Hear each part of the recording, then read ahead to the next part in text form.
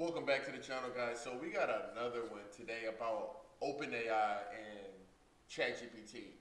So this one's from Vanessa Wingard, basically telling us that there's some drama going on within the AI space. She's going to go over some of the things Sam Altman says in the state of the company, and I just want to see if OpenAI and ChatGPT is worth the hype that everybody's talking about. Let's get to it.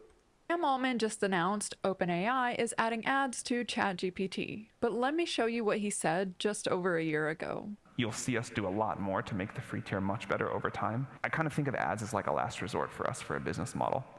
Ads as a last resort, those were his words. So why is OpenAI's last resort suddenly their new business model? The answer reveals something these tech. You got to be honest though, ads honestly is one of the most effective ways to make money for exchange or free use of the platform. There's never really a free exchange of value. It's always something. Just because it's not finances doesn't mean there's not a value of exchange being taking place. So most companies will run ads just to keep their platform, what people would like to say, free. But what you're giving is your time to an ad and potentially, obviously, sales to a different corporation by the customer base that you have with whatever platform you're hosting. Billionaires don't want to admit. People are broke, and no amount of AI hype is going to solve that. I need to show you just how many times Sam Altman has contradicted himself. I will disclose just as like a personal bias that I hate ads. I think ads were important to give the early internet a business model, but I think they do sort of somewhat fundamentally misalign a user's incentives with the company providing the service. Ads plus AI is sort of uniquely unsettling to me.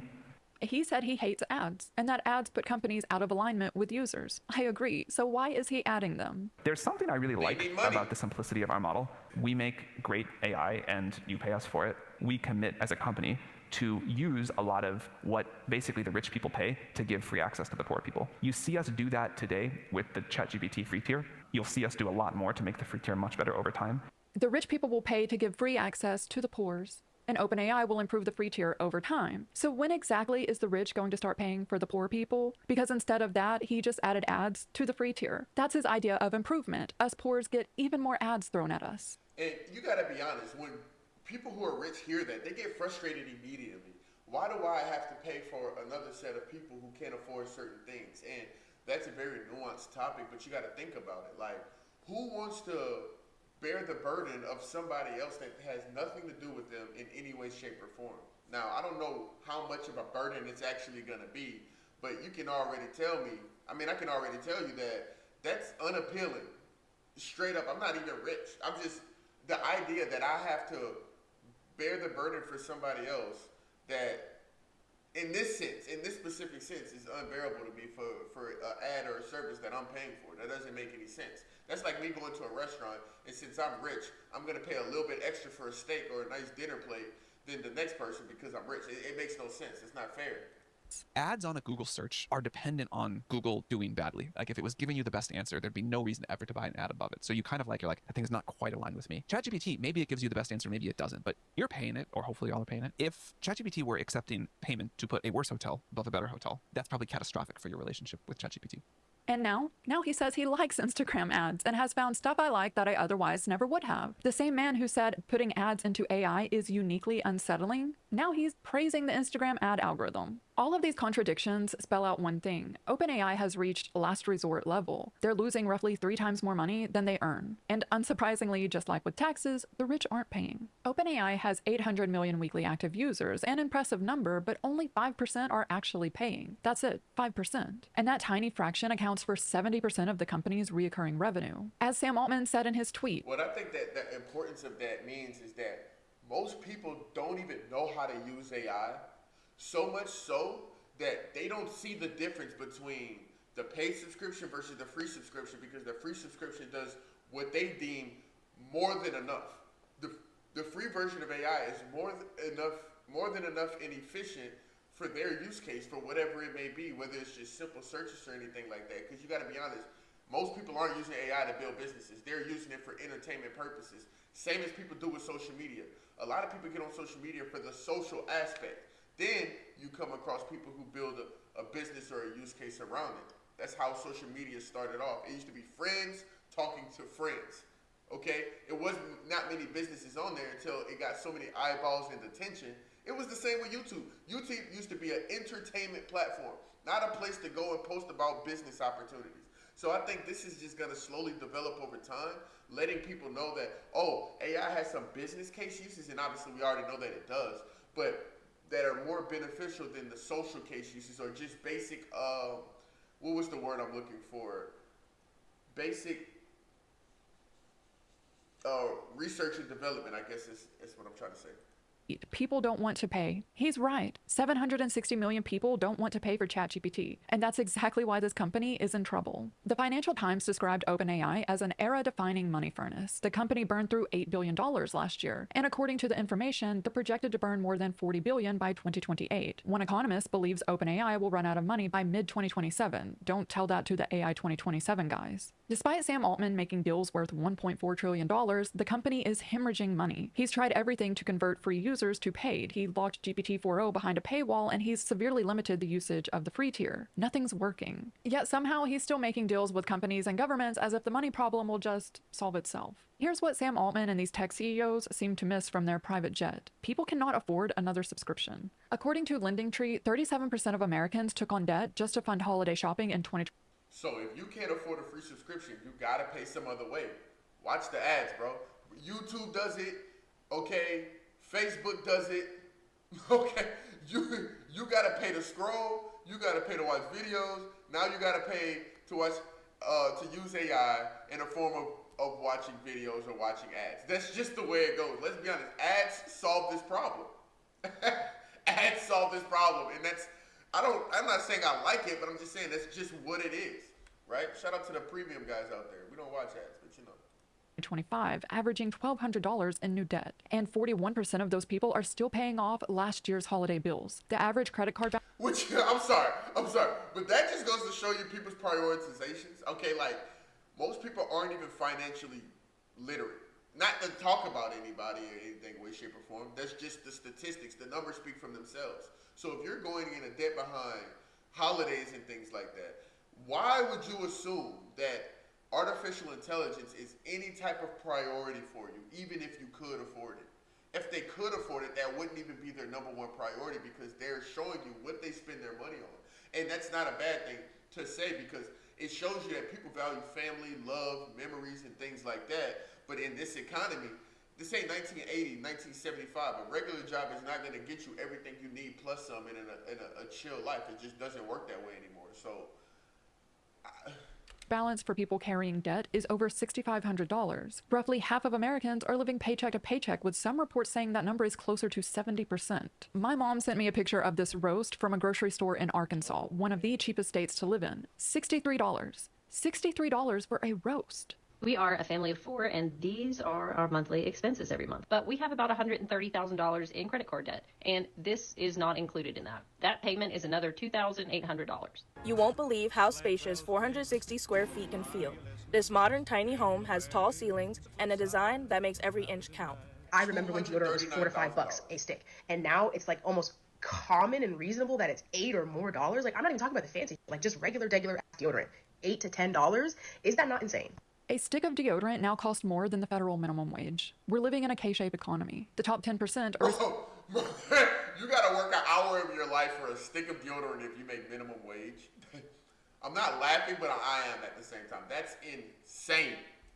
Responsible for 49% of all consumer spending. Based on Federal Reserve data, they own 87% of all stocks, 84% of private businesses, and 44% of real estate. There are now over 3,000 billionaires in the world. The insane part, in the second quarter of 2025, in just 3 months, they added another $5 trillion. The rate is accelerating. It's not a coincidence that as their wealth explodes, so does the cost of everything else. Yet Sam Altman can't figure out why no one wants to pay a measly $20 a month for ChatGPT. It's because we're not walking around wearing Laura Piana, drinking mushroom matcha, and driving a Kona egg. We're broke. And even if people had $20 to spare, why would they pay for ChatGPT specifically? There's Gemini, Claude, DeepSeek, they're all free. Google has AI summaries you can chat with. Reddit has AI-powered search you can have a discussion with. Microsoft has Copilot baked into literally everything. When every app, website, and service has AI built in, it diminishes the value of a standalone ChatGPT subscription. ChatGPT was special when it was the only AI chatbot. It's not anymore. The free ones keep multiplying. And they keep talking about AI agents doing all this shopping for us. Meanwhile, people people are literally using Klarna to buy now, pay later burritos on DoorDash. Who exactly has money for AI agents to spend? But there's a reason they keep pushing this narrative. Each transaction made through ChatGPT generates money for OpenAI. Walmart's website says, our partnership will allow customers and members to complete purchases from Walmart directly within ChatGPT. Every company that partners with OpenAI pays a percentage of each transaction, a merchant fee, since the purchase was made through ChatGPT. These fees typically range from 0.5% to 6% depending on volume. But these merchant fees get passed on to the consumer, whether it's baked into the price, fewer discounts, or in additional fees. Through AI-first shopping, the retail experience shifts from reactive to proactive as it learns, plans, and predicts, helping customers anticipate their needs before they do.